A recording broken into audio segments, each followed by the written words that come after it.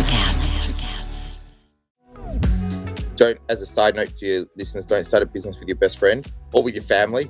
Yeah, so we had a bit of a falling out. And before we even had the falling out, I was getting discouraged because he wasn't really putting in any work. And I felt like I was doing all the work and driving the business.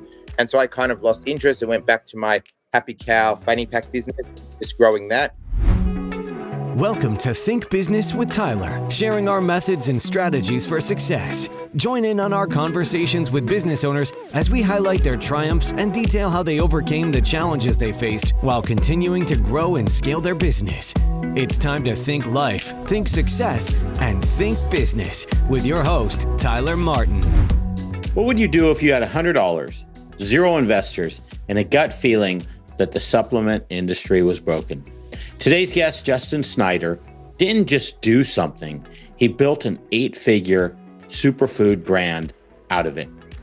In this conversation, we dig into how Justin bootstrapped Forest Superfoods from a few bags of powder to a cult-like following, and why his business exploded after saying no to outside funding. The fallout from starting with a best friend and what happened when he finally took full control. This will give you an interesting take on partnerships and why premium pricing isn't a problem if your product actually delivers real value. We also talk about integrity in business, owning the customer experience end to end, and the mindset that separates brands people talk about from the ones that quietly fade away. Let's get into it with Justin. Hey, Justin, welcome to the Think Business with Tyler podcast show. How's it going today? It's going great, Tyler. Thanks for having me on. Yeah, thanks for being here. I love your accent. Of course, you're probably thinking I have an accent, but I love your accent. Thanks, man. I know the Aussie accent's very strong for Americans. Very much so, yeah. Hey, I want to start out, I want to learn a little bit about you. So the first thing would be, what do you do professionally? So I run a company called Forest Superfoods, which I started 13 years ago now.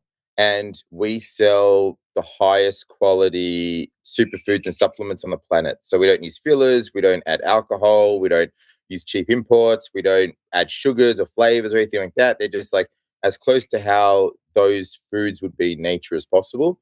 And by providing really high quality stuff from pretty much day one, we managed to get quite a following. And so most of our customers now come from word of mouth. And so it's kind of created this snowball effect where people buy. I mean, it's, I always say like people buy stuff for health. It doesn't make sense that it's poor quality. You're better off not having it. So all our superfoods and supplements and stuff are what I would want to take and give to my and what I give to my own family.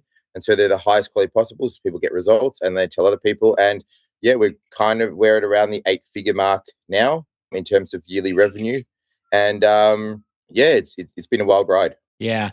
Just to echo what you're saying, because nothing bugs me more than when I bought, say, for example, protein powder for many years. I bought it and then come to find out it's got lead in it. It's one of the highest rated lead ingredients, and I'm buying the most expensive brand. And it comes to find out, when they did testing, it had lead. And then the other one is creatine. You buy this quality creatine and then you'll hear some of it's marketing, but some of it's true that what you're buying from this particular brand has very low concentration of creatine. So it is, as a consumer that tries to buy things that are generally good for me, it drives me crazy when I get those reports that say what you're paying extra for isn't what you really thought you were getting.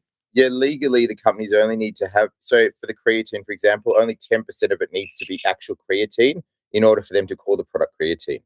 The rest can all be fillers. Wow. Yeah, that stuff just drives me crazy, though, because it's just like what you think you're buying and what you're actually getting. That's what really spurred the business off. Was I saw all these low quality health foods everywhere, and I just thought, well, if we go direct rather than go through the big chain stores, we can do things properly and give people 100% of what they're buying. And I just always thought, it made sense to me that if you give people a really high quality product, they're going to get real results from it, and they're going to come back and buy again, and they're going to tell other people to buy. And it just made sense from it was a moral decision, but it was also a decision that just made economic sense. To give people a high quality. So like our products are more expensive than everyone else, but they're 10% more expensive, but they have 10 times better value, because instead of getting 10% for example, the creatine, you'd get 100% creatine if we did a creatine product. Does cash flow have you down? Profit not where you think it should be? Maybe it's the long hours. Let's meet to see if I can help. I bridge driving the financial performance of your business to hit growth and success targets. Book a complimentary meeting at meetforgrowth.com to get started now. Once again, that's meetforgrowth.com. I look forward to talking with you. And thanks for listening to the show. Instead of getting 10%, for example, the creatine, you'd get 100% creatine if we did a creatine product. Right, right. Okay, before I get too much into the weeds here, other thing I want to do is I want to learn something about you. Do you got a little tidbit about you personally? Anything you can share? Yeah, I'm very much into self-sufficiency. So I grow like 70% of the food that me and my family eats. Wow. I've got an orchard with 150 different variety of fruit trees. I've got chickens, we've got cows, we've got sheep. I've got a greenhouse full of food. I'm very much like, I don't come from a farming background at all. We grew up in the suburbs, but when I was around 20 or so, I started to think it was so weird that like we get jobs to make money to buy food, whereas I could just skip that part in a sense and just grow the food. And yeah, I think if you're serious about eating really healthy and about eating really good food, there's nothing better than the food you've just picked half an hour ago from your own garden that you know is organic. Yeah, yeah. It's a world of difference when you grow your own for sure. Yeah. Okay, good stuff. So I want to get into your story because I think you have a wonderful story, a lot of really interesting things we're going to touch upon. I want to start out with the whole concept that when you started Forest Superfoods, you had $100 in your bank account. And I kind of want to, can you walk us through that first day or week of your business? Like, what were you thinking? Most people don't start a business on $100. So what's your thought process? It was an idea I'd been thinking about for about 8 years before I actually started. It was in the back of my head for about 8 years. And I had another business, which I still have, which is called Happy Cow, which does like leather, you guys would call them fanny packs, but like high end, like handmade leather fanny packs. I still have it, the business. And the problem with that business was there was never demand for it. It was always like I was always trying to create demand, and I was going door to door, and I thought, and you knock on 100 doors of different stores, and 99 would say no, and the other one says the boss isn't here, come back later. And I thought there's got to be a better way to make money, to grow a business. So I looked at, so online was just starting to become popular then. And so I thought, if I sell online, I can set up a website and I can sell to people all over the world. And so I started to teach myself web design, programming, accounting, online marketing, all the different aspects of online business. And because I didn't have any money, I just did it all myself. It was just like, well, I have to learn it all myself. And so I learned all those different processes. And back then, you didn't just drag and drop a website. You had to actually code the website. So I had to learn how to code it in order to make a website. And it was awful. Like if you go to When Machine and look at the old forestry website, it's awful. But like it taught a lot of important skills. So anyway, that was when I was about 20, 21. And then when I was 28, I thought, I'm going to start this superfood business. I just thought to myself, like, it just made sense. I had some experiences myself with like Western medicine when I'd gone to the doctor and said, I've got this weird rash or whatever. And he said, here's some cortisol cream. You're going to use this for the rest of your life. And to me, that seemed so weird. I was like, well, this rash has just come out of nowhere. Why aren't we looking for the reason behind it? Or why aren't we treating the reasons why I have this rash? Maybe it's stress. Maybe I've changed my diet. Maybe it's, a bad reaction to some clothing, whatever it is. But it was more about just putting a Band-Aid over. And I thought, if people have the opportunity to improve their health through the food they eat, then I think that could be a really massive business and also really help people at the same time. And I think and now as I'm getting older, it becomes more and more evident, but like we have such limited time on this planet. I think it's really important that you spend your time in a way that you think is valuable. And so I'm really grateful that I've got that business that means a lot to me, that's really helping people and making the world a better place as the way they spend the majority of my time. And so, yeah, so that first couple of weeks, I actually started it with my best friend at the time who had this job in a mining corporation that was killing his soul. And so I said, let's just do this together. And we just kind of started, and he had a eye for design and I knew all the like technical stuff. And so we just started. And so we got some samples, we put a website together, and then when someone would place an order, we'd go down to like the local health food shop and we'd buy that. It was a really good health food shop near where we lived that had all like certified organic, like pure products in bulk. So we'd buy them, put them in individual bags, in our branded bags and then send them out. So we were able to start the business with really no money at all. Like $100 was really enough money. It was really just to pay for the hosting because we did everything else ourselves. Wow. I do have one question, Justin. Actually, two questions, Justin. One, you mentioned you started the business with your friend. Is he still have capacity in this business? Or if he doesn't, how did that separation happen? Because it sounds like he was kind of a part owner to start out with. Yeah, he was. So we were a partnership, and about, I don't know, maybe 5 years in, we he lost interest. He Okay. wasn't, the business was really struggling. I think we are paying ourselves $200 a week or something, and the business was really struggling. And he had lost interest, and he just didn't have the same.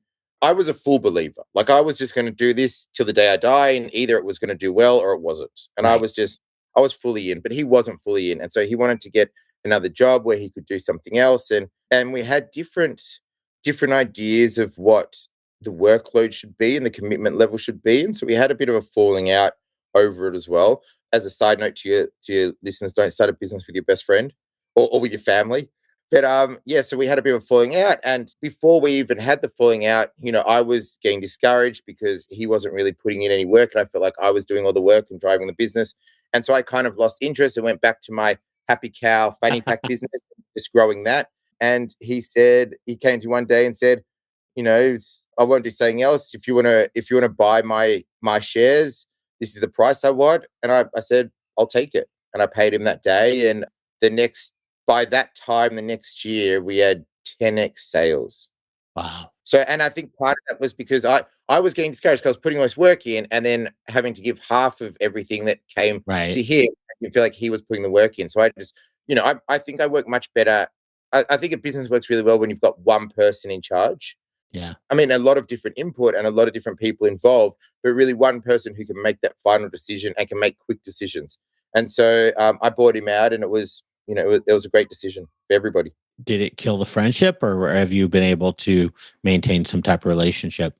No, that it's over. It never came back. Yeah, Yeah, that's a bummer. I mean, to your yeah, point, like family businesses are a little harder to stay away from because sometimes you don't have a choice, but yeah, definitely non-family related partnerships, you either hate them strongly, which I think is the way most of the time it ends up, and occasionally they work and they're wonderful when they do, but they're like a marriage. And if the yeah. marriage doesn't work out, you rarely usually stay in relationship with that person. Yeah, and if you have very different ideas, if one person's, wants to do an hour a week and the other person wants to do 15 hours a day, it just doesn't really, there's going to be issues. Yeah, and it's demotivating for the person that wants to do 15 hours a week because it's like you're carrying the other one. And the classic one that I've seen is, someone, you have two partners, business is going okay. One of them's going through a divorce. So they're all mentally tweaked out. They stop participating. And it's like the other partner thinks they're carrying the whole business. And it's a drain. It's an interesting topic. It's sorry it played out that way. But the underlying cool thing is that probably the person that was most excited about it ended up with it, and it Yeah. sounds like you're doing a real justice to the business, so that's the win in it. So just shifting gears here, your inspiration from the whole superfood side of things, as I understand it, came from a backpacking trip that you did in 2004. Can you talk about that a little bit, like what propelled getting into superfoods when you were on that backpacking trip? So straight out of high school, I did a lot of backpacking around Southeast Asia and mostly India. I spent in total a couple of years just traveling around India. I was fascinated by the country because it was so different. It's the opposite of Australia. Australia is so like very rule based and very regimented, and like, everything's very like clean and sterilized. And India was just the complete opposite. It's just total chaos and it's just dirty and it's crazy, and there's no real rules. Everyone just, drives on the wrong side of the road. And so I was fascinated by like this culture, which was completely different to the culture that I grew up in. And so I was traveling around India, and because people in India are mostly vegetarian, so that it's I think it's might be the only country in the world where the majority of people are actually vegetarian. And so they have other ways they need to get their protein, and they don't get nutrients from the meat. They have to get nutrients from other sources. And so there's a lot of plants and supplements that come from India, which are super high in protein and iron and B12 and all the B vitamins and all that kind of stuff to help supplement the diet because people aren't getting those kind of things that you get if you're a meat eater. And so I was walking around a market and there was someone selling these green chips like in these big baskets. I thought that's looks really weird. And so I inquiries, he didn't speak any English at all, but someone else came and like he spoke a bit of English. And I kind of found out eventually that they were spirulina chips. And at the time I'd never heard of spirulina. And so I did a bit of research and discovered it's an algae that grows on top of the water that gets skimmed off. That the United Nations has actually referred to it as like the food of the future because you can grow it reasonably easily and it's so high in nutrients and it's got such a variety of nutrients and vitamins that the United Nations has been looking at using it in Africa and places like that where people are malnourished as a nutrient source. And so I did some research and I was just amazed to find out that there were these foods out there that I'd never heard of, which were super high in different nutrients and vitamins and active compounds that could help. I was vegetarian at the time. And so I got really into this spirulina and the spirulina chips as a protein source because it's super high in protein and iron and, all the other stuff I said before. And even beta carotenes, like everyone knows you get beta carotenes from carrots, but there's not so much of it really in carrots, but spirulina is super high in beta carotene. So it's really good for protecting eyesight and avoiding degeneration in your eyes that happens as we get older and all that kind of stuff.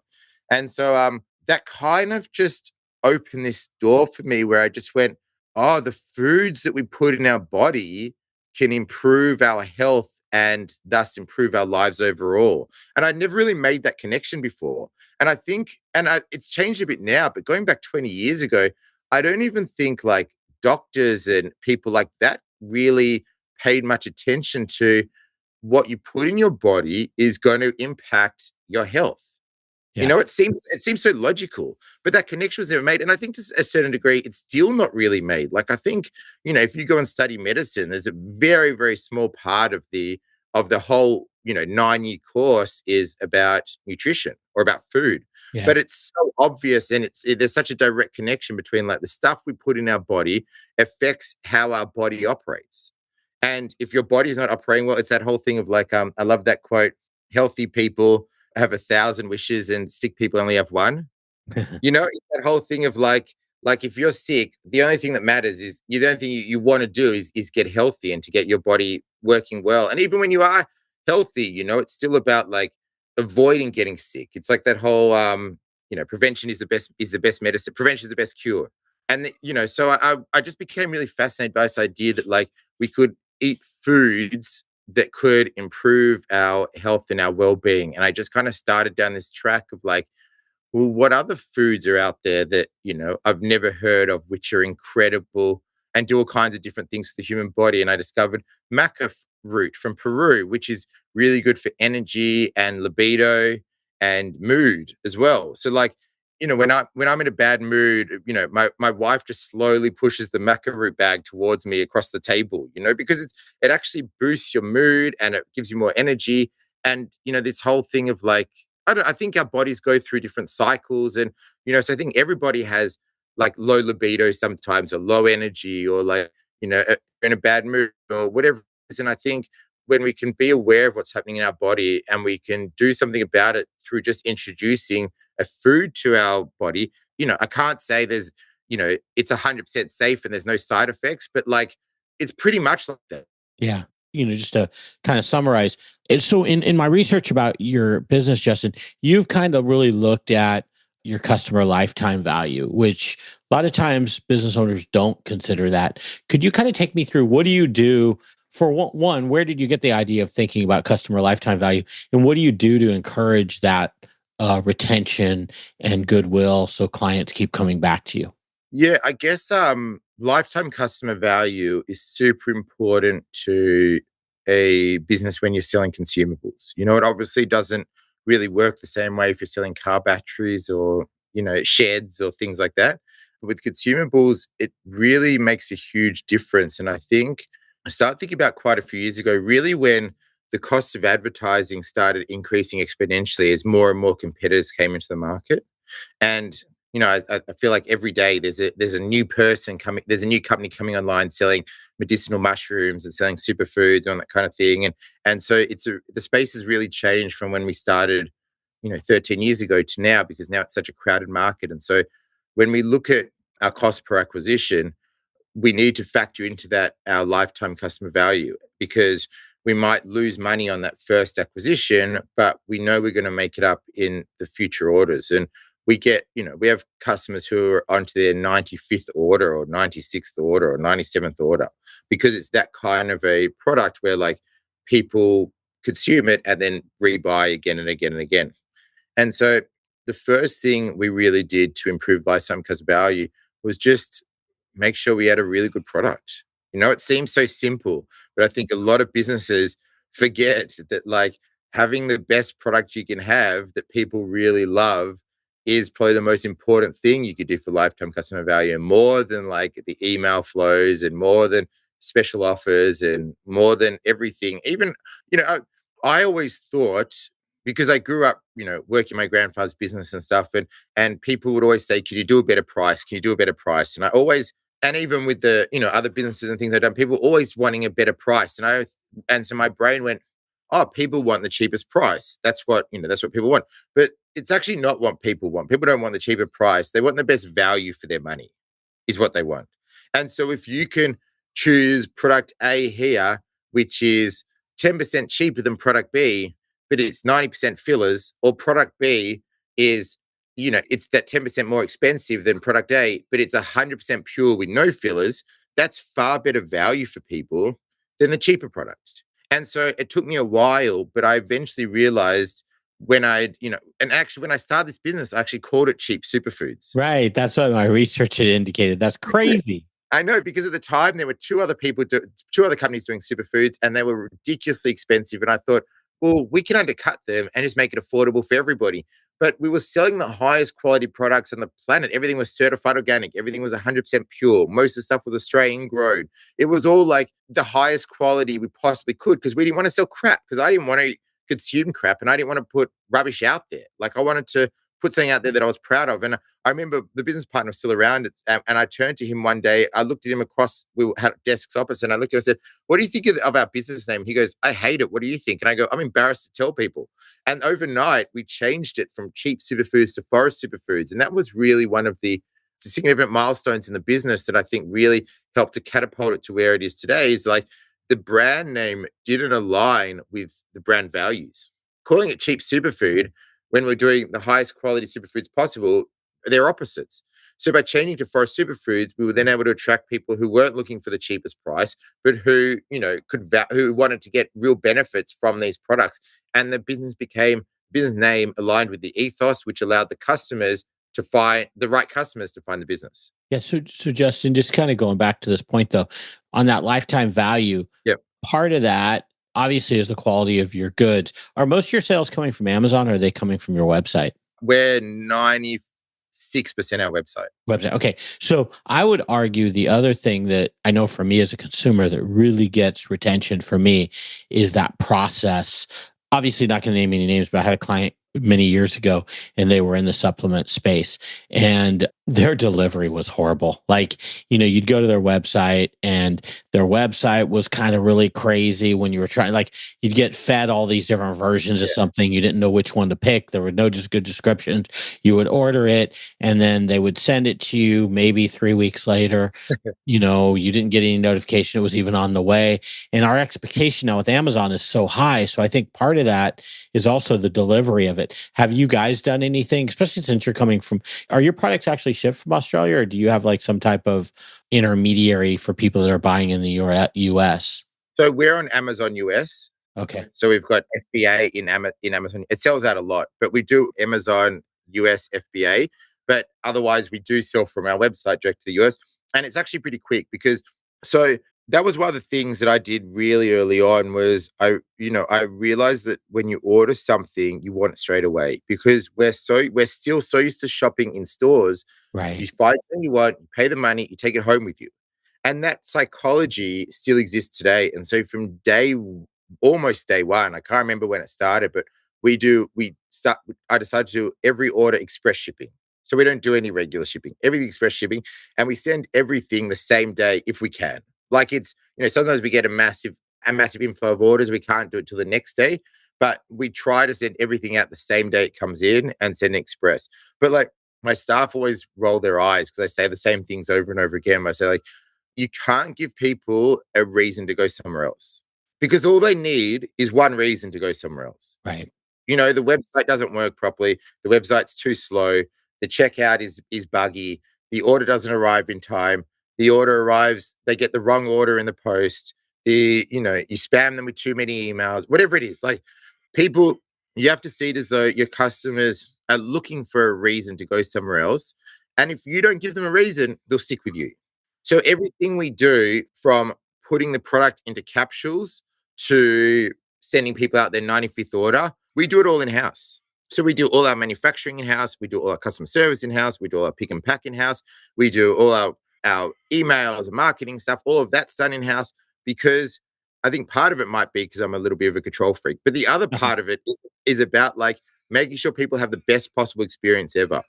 And we've done the outsourced manufacturing before and all that stuff, and we've had issues. They say you're going to get your products next week. It arrives 3 months later. They say, you ask them to put a greens powder in the bag. You open the bag, it's got a brown powder in it, like a maca or something. Or, we had all issues because they don't care in the same way that we care.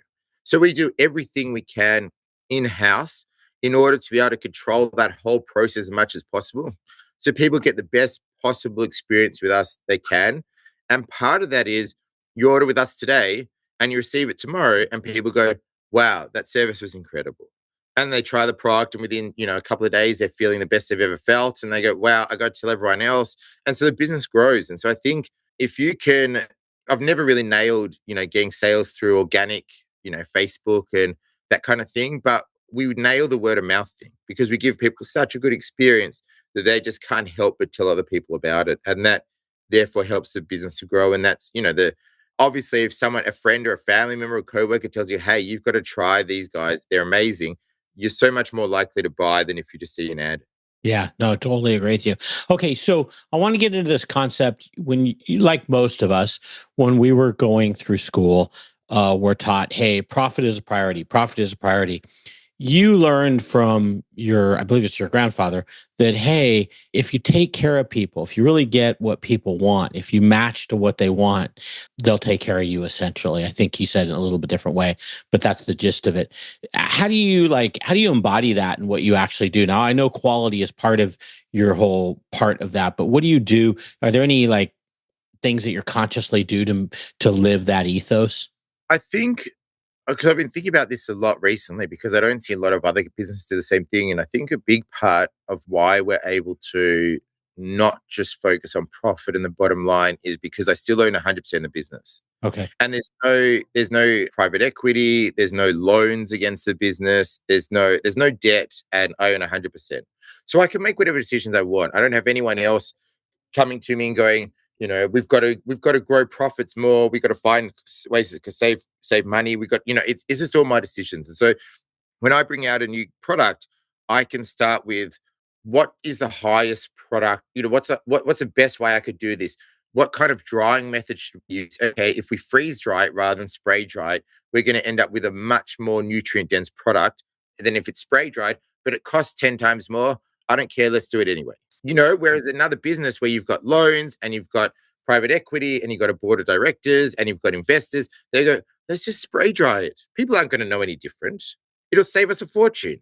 But because I've got complete control and complete decision-making, I can go, no, I want the best product possible. And so I have the freedom to be able to do that without having to answer to anybody else and explain why our cost of drying is 10 times what anyone else's cost of drying is. So I think that's really a big part of it. I think, I remember working in my grandfather's store and and it was during a downturn in the economy, and there was like six. He had a little jewelry store, and there were 6 jewelry stores on the same street, and the others were all struggling.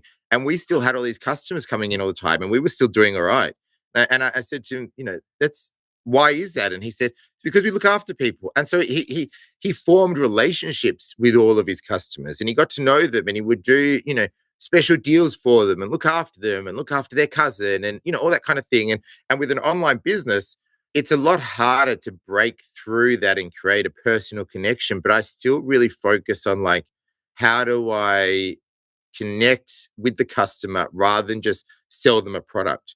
And so that's why, even though I hate it, I do a lot of the videos myself, and I do a lot of like, personal emails to the customers. And I really try to connect with people on a human level, even though it's online and they don't meet me face to face. I really think it's a really important thing for them to go, I'm just a person just like you. I'm not some faceless big corporation. And I want to express to people like, this is what we do, and this is why we do it this way, and this is why we freeze dry it, and this is why it costs a bit more. And we created a video last year about, our mushrooms are more expensive, but you wouldn't want them to be cheaper, because if they were cheaper, instead of growing them in Australia, we'd be growing them in China. And instead of freeze drying them, we'd be spray drying them. And instead of giving you whole 100% pure mushrooms, we'd be diluting it with all this alcohol and calling it an extract and all that kind of stuff. And it really resonated with the audience, because people went like, I think a lot of people kind of went, oh, I'm getting such better value. It comes back to that thing we were saying before. It's like, I always thought that what people want is a cheaper price, but they don't want a cheaper price. They want better value. And so we always kind of focus on giving people the best value possible. And that's why also, like, if you buy 3 units instead of 1, you get a really good discount with us. Yeah. And the reason for that is because we don't have to pay Google 3 times to sell 3 units. We've just got to pay Google or Facebook or whoever it is once to get that sale. So if you buy 3 from us, you save and we save. So just kind of shifting gears here, I do want to talk about the documentary that Netflix did. But before I did, that helped your business, I think like 600% growth. But before I talk about that, I want to talk a little bit about hard times. Has there ever been a period prior to the Netflix documentary where you kind of were like, man, I'm not sure if this is going to work, if this business is going to make it? Have you ever had any really dark times, and how did you deal with them? Yeah, in the last few years with the partner, it was really hard. We weren't making enough money to cover our costs, really. Yeah. So we were paying ourselves $200 a week, and we were, and just kind of like juggling. I still remember it now, just juggling invoices. Like an invoice would come in. We get some sales. That money would go to pay an invoice that was due last week, and then some more sales would come pay. And there was never any cash flow. There was never, we could never really get ahead, and it was a constant struggle. And luckily, I had the other business that was paying me, a wage that I could survive off. And I think that's a really important lesson as well for readers, for listeners. When, if you're looking to start a business, don't quit your job and start your business. Like, just instead of watching, reality TV at night, or while you're watching TV at night, do the business then, and once you see that it's got legs, and once you see it's got momentum and it can pay you a wage, then quit your job or drop to part-time or whatever. Because I think it's really not fun when you don't know how you're going to pay your bills. That really takes the fun out of it. In the same way, when you've got a huge amount of loans and debt, it really takes the fun out of it as well. And I think if you go start a business, you have to be realistic and understand that 90% of businesses fail in the first 12 months or 8 or 24 months. Most businesses are going to fail. So those odds are pretty bad. So find a way to start your business where you minimize your risk. And one way to do that is to do it while you're still in your job, so you still got some kind of an income, and also to avoid, if you can, taking out loans or taking out debt, particularly until you see the business has got some kind of growth momentum. It's viable. Exactly, it's viable. Exactly. And even then, I would say avoid taking out loans as much as you can. But if you really need to, at least you're pretty confident that the business is going to survive. If you're a business owner feeling stuck in your business, overwhelmed, responsible for everything that happens, and working long hours, Tyler helps his clients develop processes, hire high-performing team members, and better understand their financial metrics and numbers to allow for a more predictable, less hands-on business. To schedule a free, no-pressure consultation, head to thinktyler.com and click the meeting button. Tyler would love to see if he can help you work on your business, not in your business. Schedule a consultation today at thinktyler.com. Think life, think success, think business. I would say avoid taking out loans as much as you can. But if you really need to, at least you're pretty confident that the business is going to survive. To your point, like, I get this a fair amount of time. People reach out to me and they'll be like, hey, I'm thinking about starting a business. And, I'm ready to quit my job and start this business. And I'll be like, well, okay, what kind of reserves do you have? How are you going to pay your bills? And surprisingly, a lot of times people say, well, I can't pay my bills without, unless this Yeah. new business starts making money. And I'm like, you just don't want to set yourself up for that, because your decision making completely changes if you put yourself in that spot. You don't have the luxury of making good business decisions. You have the gun to your head that forces you to make decisions that may not be in the best interest of building a business because you Yeah. need money so bad. And so, yeah, it is amazing. A lot of people do that. I will say there are certain people out in the audience, though, that's listening to us right now and hearing your story and going, well, Justin, you only had $100 and you started a business. Yeah. I will say, to your credit, you did do it on the cheap, though. You mentioned, hey, I was going out to stores. I was looking for ways to do things. I was learning my own marketing, learning my own coding. So I think also acknowledge that if there's any listeners out there, like kind of in their head reconciling this, if you're a self-doer, you might be able to be on a very lean budget and still make things work. And I had my other business to fall back on. I had my other business. Oh, good point. Good point. Yeah. I had my other business giving me, a wage that I could survive off. And I actually had people working in that business. So I could kind of like put that business aside and focus fully on this. But I hear all the time about people, mortgaging their family house to start a business, Yeah. and all that kind of stuff. And I think it's crazy. I think you got to find a way to start your business with, the money you can afford to lose. It's a gamble. Yeah. As starting a business is, especially those first couple of years, a massive gamble. And I think it takes, well, for me at least, it took a lot longer than I thought it was going to take for the business to start really getting momentum. And it's that whole, I think Jack Dorsey said, 10 years of hard work, persistence, and failure will make you look like an overnight success. Yeah. There's so many good sayings like that. And it's so true. Yeah. People gloss Yeah. over it, but it's all the blood, sweat, and the tears that get things to become easy someday. Yeah. And if exactly starting a business, I think it's probably a good idea to go, well, like, I'm not expecting to make any money from this business for the first 5 years. How am I going to survive? What am I going to do? And I think it could seem daunting, but I think, I never did business plans or anything like that. I just kind of like went every day and went, what can I do to grow my business today? And every day, if you do one thing to grow your business, after 10 years, you got a big business. But you just need to be able to think about like growing the business. And I come from an accounting background. I studied accounting at university and in school and stuff. And I always thought it's all about the numbers, making sure that you've got enough cash flow and that you've got enough profit to pay yourself a little wage. But actually, I think now it's about the marketing. If you're running a business, you're a salesperson because you need to sell whatever it is you're doing. And so you need to be doing something every day to market your business and get in front of your customers. Yeah. I think especially once you're starting in the first couple of years when you're doing everything by yourself, it's really easy to go, I don't like selling. I don't like marketing. I'm just going to do that last and do everything else first because I feel much more comfortable doing the other roles of the business. But you really have to prioritize the marketing of the business because that's what's going to get you customers. And without customers, you don't have a business. Right. Getting customers is everything. That has to be the top priority. And even now, like I have, a pretty big team and, a reasonably big business, but like I still run all the marketing because that's the most important part of the business. Wow. Yeah. So speaking of that, let's go over that documentary. So in 2021, Netflix runs a documentary. It's called Fantastic Fungi. It doesn't specifically mention your business, but it resulted in this surge of demand for your business. I think it's 600% growth is what you saw. How did you deal with that like sudden surge of demand? And what are your thoughts around that? I mean, suddenly I think you had thousands of orders. How did you handle that? So I remember I think it was a Friday night that it came out, and I was sitting there, and all of a sudden it went from like, a couple of orders an hour to just like an order every couple of seconds. Like Wow. it just went crazy. And we actually sold out of all of our mushrooms within like a week or something. And then we had issues with our farming that we lost the next crop. We didn't have stock for ages. And there was a really important lesson for me in that of like making sure you've always got plenty of inventory.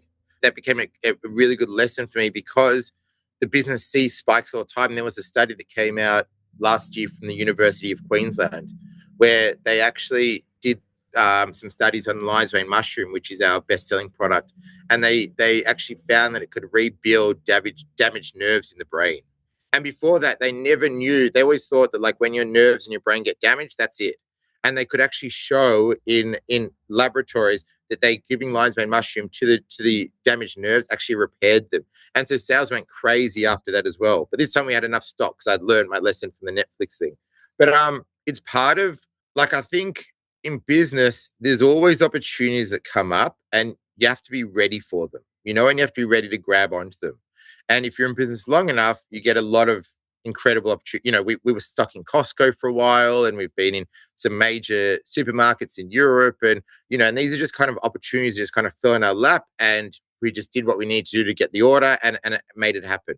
And then we saw some couple of years ago, we saw ashwagandha was starting to become really popular in the US. Ashwagandha is really good for stress and anxiety. It like naturally lowers cortisol levels. It's a root. The plant is ashwagandha, but we use the root of the plant. And so we saw it become really popular. So we started looking for like sources for certified organic ashwagandha. We found this amazing farm in India where it natively grows, and we worked with them, and we got it freeze dried. And so we've got this really high quality ashwagandha product. But it was just because we were looking at what was happening in the US, and so this started to become popular. And now it's been our second best seller ever since. And so I think like, it's really important as a business owner to not get stuck in like, well, this is what we've always done. This is the level of sales have always been. This is what they're going to be future. You need to be preparing for the future and looking for opportunities and being able to reach those opportunities when they come out. And I remember there was a illusionist who did this experiment with people who thought they weren't lucky, and he would put like Tats Lotto tickets on he put $100 bills in their path as they walked to work, and they wouldn't see them, and he'd like send them like a lottery ticket. They would win 100 grand on it, and they just threw it in the bin without actually scratching it. And his whole point was like, if you think you're not lucky, you're going to miss all these opportunities. But if you believe that you're lucky and opportunities come to you, you're going to see the opportunities when they do come, and you'll be able to make best use of them. And so I think, we've been really lucky that there's been so many opportunities that have come our way as this industry has continued to grow and continue to flourish. And, we've been able to really capitalize on those opportunities. But like, the Netflix documentary was massive. And I think we still get sales from it. It's an incredible documentary. Wow. I don't know if you've seen it, but it's amazing. No, I haven't. It is on my list now after researching. I do want to check it out. It's really cool, and really cool time lapses and stuff. But I think it really got people excited about mushrooms. Mushrooms are these incredible foods, and they contain all these incredible active compounds you don't really find in other foods or in our lifestyle in general. And like something like the lion's mane mushroom has got these particular active compounds. Actually, a study last year, they found it's got 280 active compounds in lion's mane mushroom, and some of them hericenones and erinacines. And these particular active compounds, some are found in the mycelium, like the roots of the mushroom, but some are found in the fruiting body. And so we combine both of those together because then you get all of the active compounds. But these active compounds, they're thinking now that these active compounds can help protect against degenerative brain diseases like Alzheimer's and Parkinson's, that kind of thing.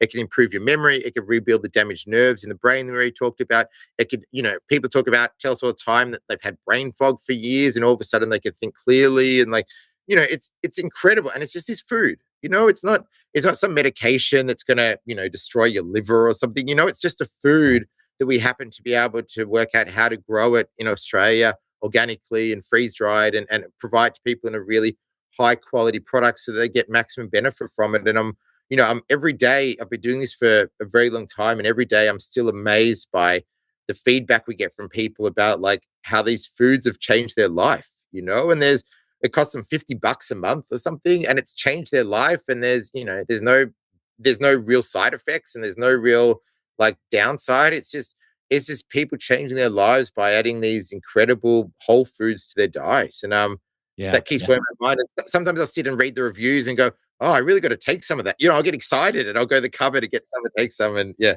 Right. So, hey, you mentioned earlier in the show about it being a very competitive market, and it's grown quite a bit since you've been in it. What does that mean for your own growth? Like, part of your model is about, high quality.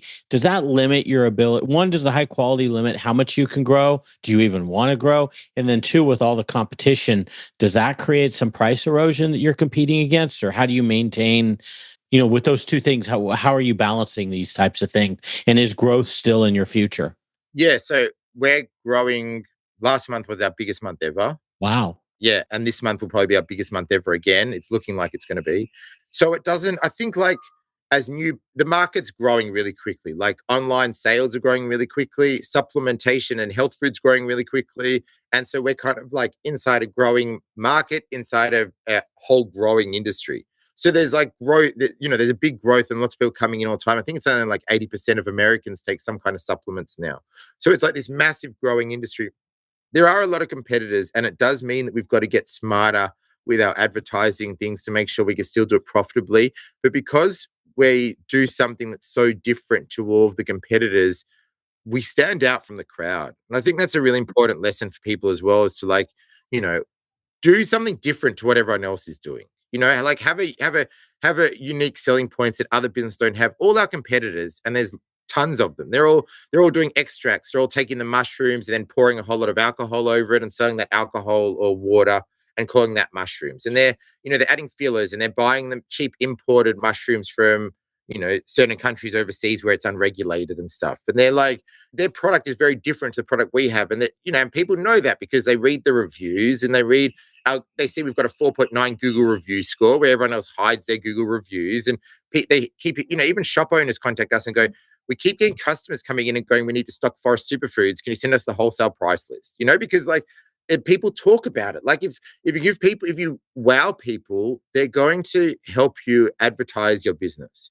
And so I think that's really important when you're starting or when you're already in the business, is to go like, how do I blow people's minds? And like I read, I love this book, Unreasonable Hospitality, which is about a Michelin. I love that. Yeah. And that really helped me cement this idea of like, wow your customers, give them this incredible experience so that they want to keep coming back and buying from you and tell other people about you. And so, yeah, there's a lot more competitors, but we're getting a lot smarter with the way we're doing things, and we're getting, a huge amount of new customers every day. And I think, yeah, the landscape's changing, and I think it just kind of adds more legitimacy to the market. I remember when we first started, people would say, what do I need superfoods for? I can just eat blueberries. I could just have like, and I think that idea is from like superfoods are just hype has really changed. And now it's very much about like, you need supplements. We all need supplementation some way or the other in order to optimize our health. And it's not just for people who are sick, but it's for everybody. And, I always refer to this study that came out in the 90s where they looked at the nutritional profile of an apple from the 1950s compared to, I think it was 1996. And they found that in 1996, you need to have 14 of apples to get the same amount of nutrients you would have gotten in the 1950s from one apple. Crazy. And so we've all got needs for these supplements, but also like a lot of superfoods we have contain active compounds like the hericinones and the erinacines and hericinones and erinacines that are in the lion's mane. You don't find anything else. Yeah. It's not like you don't get that in an apple. You don't get that in blueberries. Right, and so I right. think there's a huge need for superfoods. And I think people pay $50 a month and they go, wow, I feel the best I've ever felt. My libido's better, or my energy levels are better. I feel less stressed, or I'm sleeping better, or I can think more clearly, or my gut health is better, whatever it is. But it's such a small amount of money to spend in order to feel better and to enjoy your life more that it's just a no-brainer for people. Yeah, I like that. Hey, so a couple more things before we wrap up. I want to ask you, I know, so you bought out your partner many years ago. You're, I believe, sole owner or primary owner. Have you ever had aspirations or thoughts of having like an outside investor, or having someone bring money in that would allow you to grow faster? Or do you like the idea of just being your own soldier and kind of just building and having full control? What are your thoughts about potentially having outside money as part of continuing to scale at a faster pace or larger pace? I don't want to work for anybody else, and I don't want anyone else to be able to tell me to have a say in the way I do things, because I think that can then corrode what it is we do that's so special. And like we said before, as soon as I sell 20% to a private equity, because they're always asking, but as soon as I sell 10% or 20% to a private equity firm, now they're like, well, we need to reduce our cost of drying, and we need to, why don't we start bringing in imported mushrooms instead of growing them in Australia? And why don't we just put a little bit of fillers in this product and, reduce the cost by 20% and all that kind of stuff? And I don't want to have those conversations and have those arguments with them. So I don't bring them in. So I think, if I ever sold the business, I would kind of sell 100%, or I'd sell, almost 100%. And I would just, sit as a consultant or something. Like, I don't want to have this relationship where like I'm running the business, but someone else can kind of tell me what to do. Yeah. That makes a lot of sense. And we're growing so quickly that like we don't really need any cash. Like I looked at doing crowdfunding a couple of years ago. So I did 3 months of like doing the prospectus and doing like all the promotions and all the marketing and all the emails and everything. And the night before we were meant to go live on the crowdfunding, I got a phone call from this elderly woman who said to me, I love your products. I've been buying from you for 6 years. I don't have much money, but what I do have in savings, I want to invest in your company in the crowdfunding thing. And I was so like, of course, it was very humbling. And I was like very grateful that she trusted me that much to give her. But then I went, hold on. I don't want to have to think about this lady every time I go and make a decision and I take a risk. I got to think about this lady and I'm going to go, well, is that the best decision? Should I really do freeze drying when her money's on the line? Maybe I should just do the cheaper drying. Maybe I should just buy the imported mushrooms. Maybe I should just put a whole lot of sugar in our blends. Maybe. And so I pulled the plug. We're meant to go live at 8 a.m. this morning. And at 8 a.m. the next morning, 10 p.m. that night, I said to the crowdfunding company, I'm not going ahead. Like, I don't want to do this. Wow. And I also realized part of it was I didn't want to like be responsible and have to think about other people's money when I was making my decisions. And I want to be able to be independent, just do the best quality products I could. But the other part of it as well is like, we didn't need the money. Right. Like I said, what would we do with the money? We've got enough money and we've got enough, we're doing well as a business that like we're doing all this expanding. We're trying all these new things. We're doing all this extra stuff and we're funding it ourselves. We're doing everything self-funded.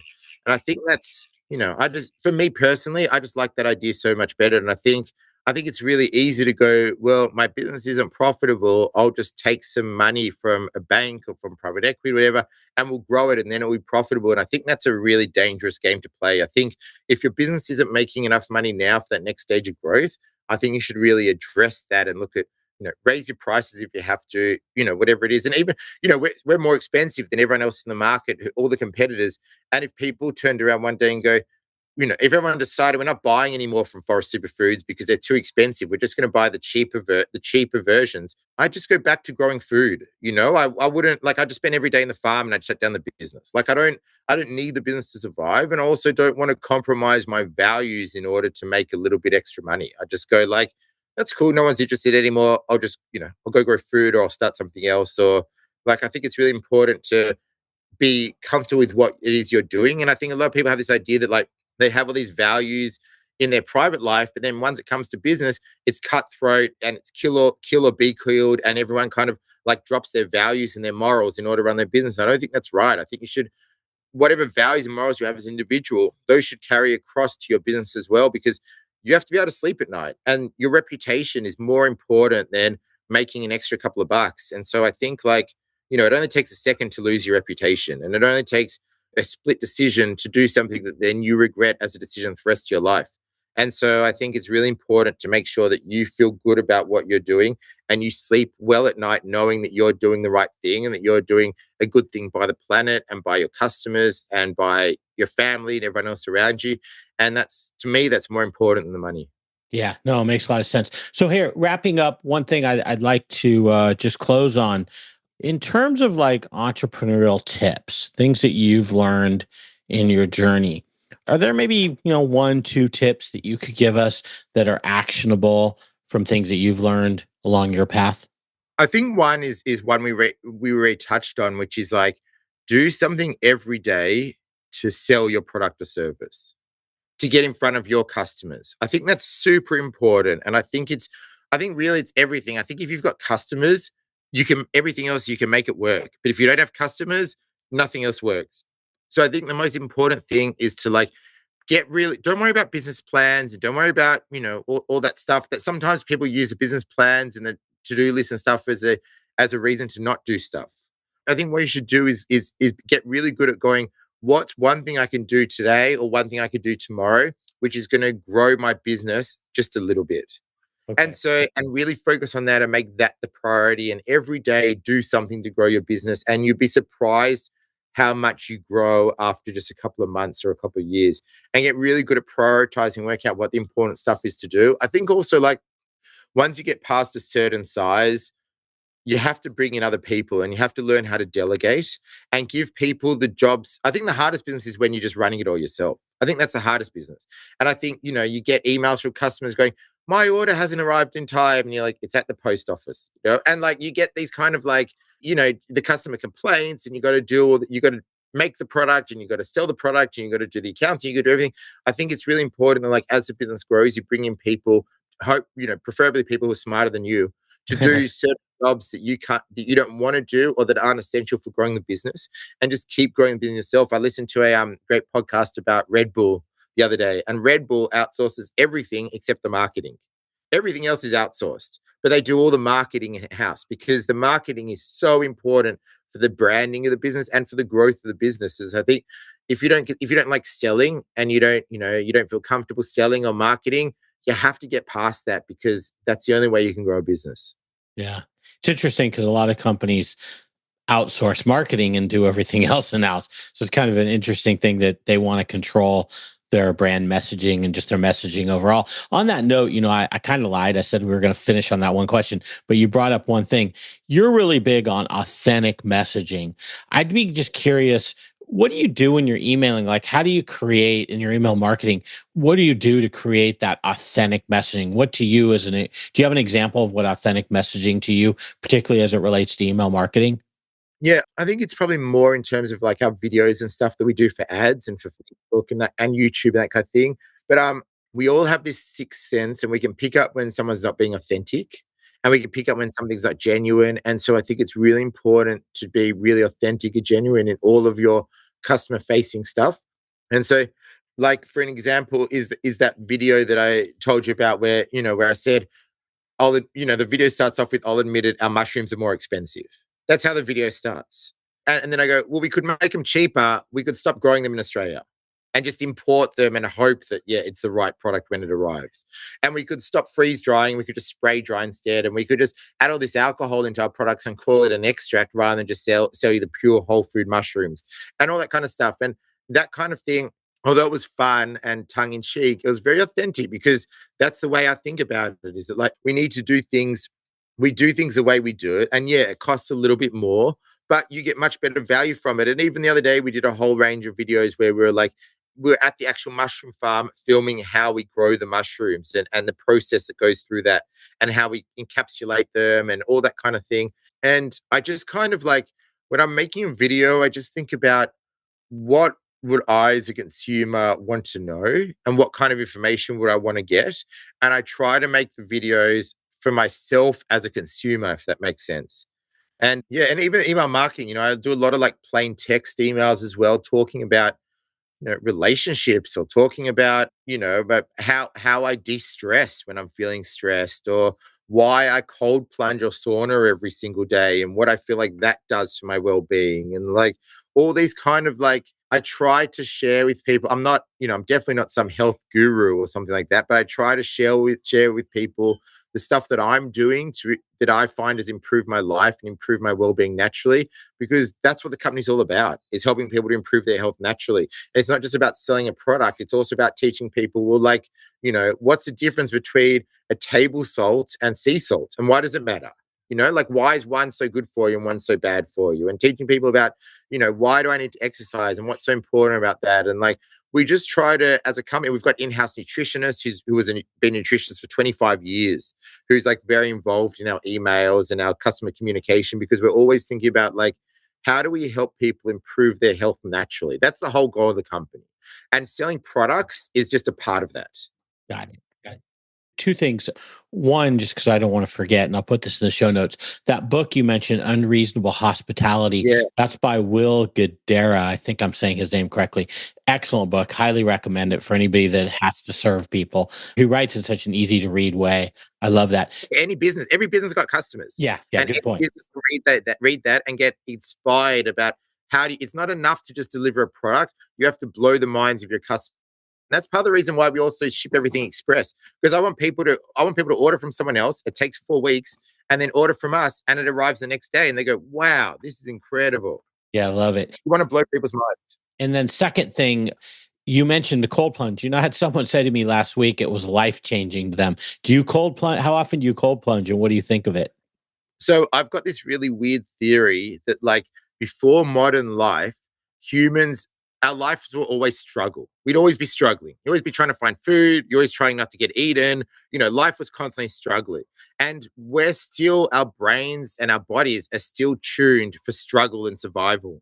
But because our lives are so easy now, we don't have that survival, that struggle necessary. We have really easy lives. Right. And so we create struggle and conflict in our relationships and in our day-to-day life because our brain needs to struggle and our brain needs conflict and our brain needs to be in this flight or flight survival mode. So rather than create issues with my wife or with my staff or in relationships, I choose my own struggles and I choose my own conflict by cold plunging or sauna or gym or whatever it is every day in order to kind of like make the rest of the day seem really easy. So every day, the cold plunge or sauna, and I change between the two. Does cash flow have you down? Profit not where you think it should be? Maybe it's the long hours. Let's meet to see if I can help. I bridge driving the financial performance of your business to hit growth and success targets. Book a complimentary meeting at meetforgrowth.com to get started now. Once again, that's meetforgrowth.com. I look forward to talking with you. And thanks for listening to the show. So every day, the cold plunge or sauna, and I change between the two. Got it. Okay. I had someone say to me, now I've known about cold plunging for a long time, but I've never had anybody say to me, she actually thinks it's life-changing for her. Like, 100%. Yeah, which is got me. Every so often I'll research it and then I'll think about the practical side of actually getting into super cold ice or water, whatever happens to be, and I talk myself out of it. And that's part of the I call it like a brain reset, because I think if I'm in a bad mood or I'm in a rut or I'm stressed, it just changes everything every time. Yeah, that's what she said. She said the same thing. Part of the benefit is that you do it even though you don't want to do it. And You start to realize that voice in your head that's complaining or that's, saying this isn't working or this is bad or, I hate this or why is this person such a dick or whatever it is, that part becomes more quiet and you realize that that's not you. You're the person listening to that voice in your head that's just on repeat negative, and doing you're able to quiet down that voice, because that voice saying, I don't want to get in, it's freezing, this is going to be awful, and you do it anyway. You win back some of that control over your own mind and your whole life becomes better and you feel awesome after it. And it's a couple of minutes. I do 5 minutes. I do 5 minutes at 7 degrees Celsius.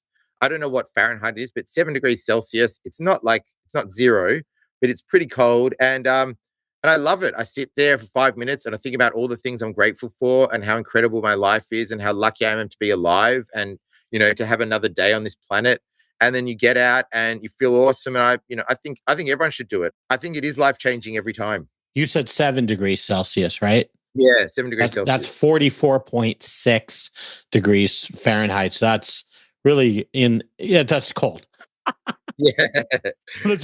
I'm used to like 70 Fahrenheit and I'm probably like comfortable. So that's pretty darn cold. It's pretty cold. It's not like freezing. In winter, I do it. We've got a dam on the farm, and in winter, I do it in the dam. And I think that's even colder.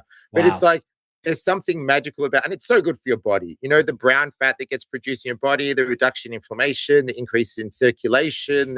It's magic, and I think everyone should do it. And I think saunas are equally magic. And I think if you could do both of them a couple of times a week, it's going to improve your life dramatically. Yeah, very cool. Okay, hey, your website, forestsuperfoods.com. Once again, forestsuperfoods.com. I'll put this in the show notes at thinktyler.com. thinktyler.com. If people wanted to reach out to you, is that the best spot they should go to, or is there anywhere else they should go? Yeah, so if they want to reach out to our nutritionist, we do free complimentary consultations for people. They can reach out to the nutritionist through the website, and it's 1 R in Forest, not 2 R's. forestsuperfoods.com. And if they want to reach out to me personally, I'm on LinkedIn, Justin A.H. Snyder. Got it. Okay. Hey, Justin, you're awesome. A lot of knowledge, a lot of wisdom. Love talking with you. I especially loved your energy about just, putting good food inside of us can only lead to, well, it can't hurt. Let's put it that way, but it more than likely leads to good results in the long term too. I'm a big believer in that. So thank you so much. Thanks, Tyler. It's a lot of fun chatting with you. Okay, man. Take care. Take care. Bye. Justin said something that really stuck with me. He said, people don't want the cheapest option. They want the best value. That's the kind of mindset shift that changes how you price, sell, and run your business. And you could feel it in every story he shared. This isn't a guy cutting corners or chasing quick wins. He's playing the long game with purpose and conviction. Now, from my seat as a fractional CFO, here's the business truth I see every day. Long-term growth isn't about hacking the funnel or slashing expenses. It's about making smart decisions with clear numbers and a strong philosophy behind them. Justin didn't scale Forest Superfoods because he had more funding. He scaled it because he had more clarity. If your business is growing, but your margins or cash flow feel messy, it might be time to get a second set of eyes on the numbers. That's what I do. You can book a no-pressure intro call at cfomadeeasy.com. The link's in the show notes. And if this episode gave you something to think about, leave a quick review or share it with a fellow entrepreneur. That helps the show more than you know. Catch you next time on Think Business with Tyler.